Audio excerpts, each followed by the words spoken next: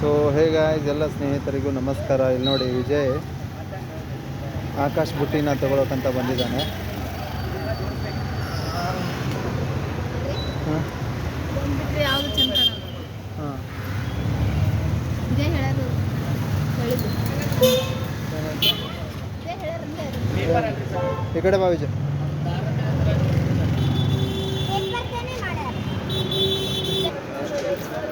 Plastic ನೋಡಬೇಕು ಇವಾಗ.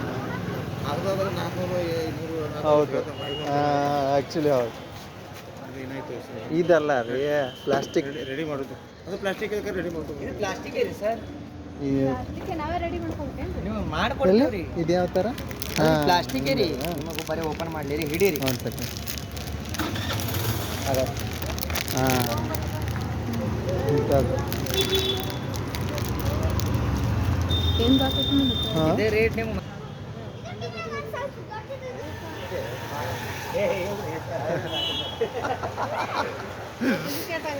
ಇದು 9.